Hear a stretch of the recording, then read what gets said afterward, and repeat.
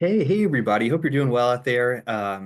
This recording, sent an announcement, but it'll take a little bit for this recording to pop up there because I have to have it all processed through YouTube and all of that. But I hope you're doing well.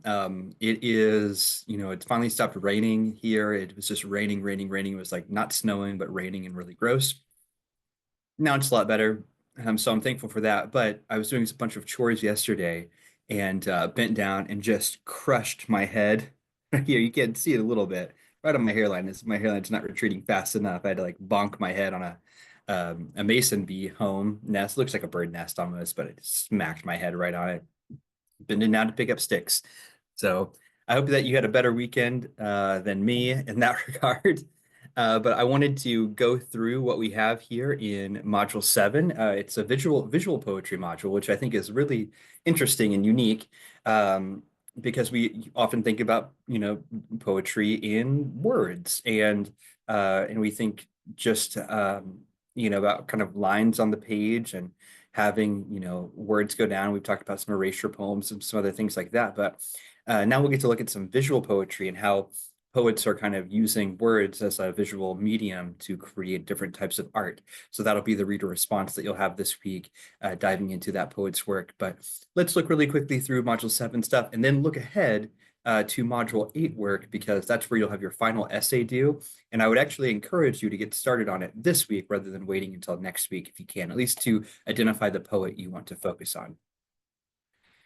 Okay, so here we go. Let's jump into here. So can poetry be visual art? You're going to have a few notes to read this week, as usual. There are a few different links to different places, and you'll see some different styles of visual poetry here. And I know that some of you have already submitted some more visual work, so I think this will really appeal to a few of you for how this works. But then there's also visual poetry, like concrete poetry, or poetry that's is being used to create an image. For something here, you can kind of see the image of a gun, right, which is interesting. Here is some erasure, some more collage type work, but you'll have an opportunity to scroll through all of this and read these things. And I hope that it's interesting. It won't take you very long to get through the lecture material this week. And then we have our discussion. After you look at those visual poems pieces, then you're going to create your own visual poem and see and have some fun with creating your own visual poetry and trying to meet some of these things. And of course, we're being nice here. We're just kind of highlighting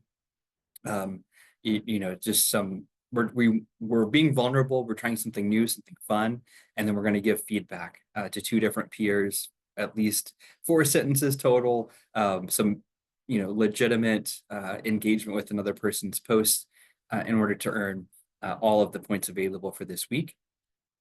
Then we have our reader response.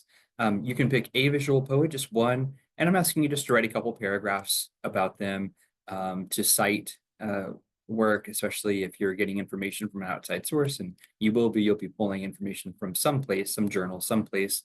And then these are some questions to help you write those 2 paragraphs.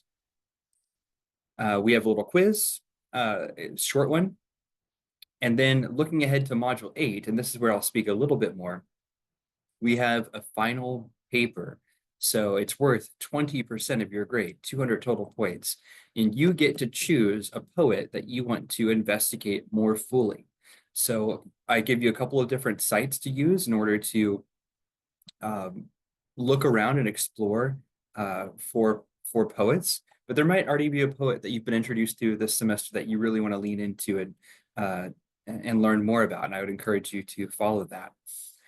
We have some information here about how you want to set up your a title page for this essay.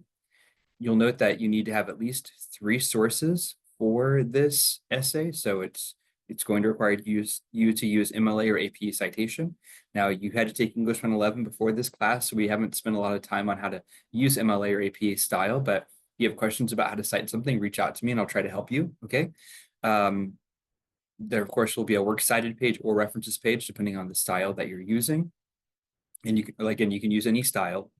And we're looking for at least 3 pages, double spaced, but that does not count your works cited page. And this is using standard double spaced 12-point font, traditional margins. Right? So we're looking for roughly 3 pages of writing about your poet. Give you some information here about some questions that you want to think about, what you might want to focus on. You can really structure this however you'd like, though I would, if you're struggling, I would encourage you to focus on a theme. So maybe looking for a couple of different representative poems from that particular poet that deal with a particular theme, and hopefully you find some additional outside information that will help to support your discussion of that theme as you investigate and write about that poet's poetry. This is a final paper, but I do allow you to use first person, so you can use I. Typically in more academic writing, we aren't allowed to use the first person. We have to keep everything in the third person.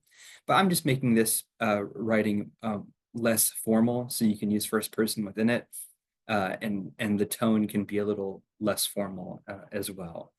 So there are a couple of different links to different essays here that you can look at to give you some inspiration for what your final essay might look like. But I would encourage you to to think at a minimum about the poet that you want to investigate further. Start looking for some sources that might give you some background information on that particular poet that you can use as part of meeting your source requirement, and then diving into some poems that you want to bring into the essay to help discuss and describe that poet's work.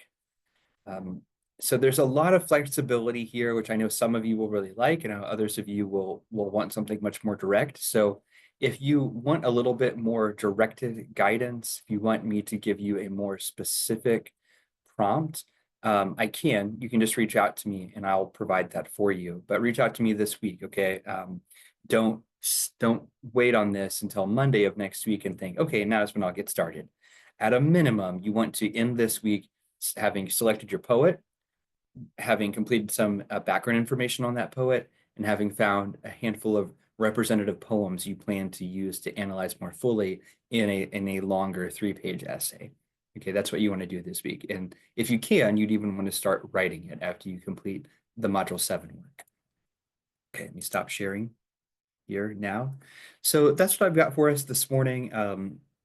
We're in the final quarter of the semester, so everything is kind of coming to a head now. I really appreciate all the work that you've been doing so far.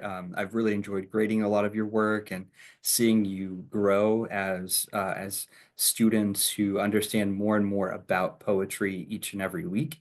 So I'm just wishing you the best of luck this week. Reach out to me with any thoughts, questions, concerns. I'm here for you. I'm here to help you, and I'm looking forward to seeing what you do as you investigate Module 7 and start to move through our visual poetry work, because I think it's really interesting. So thanks so much.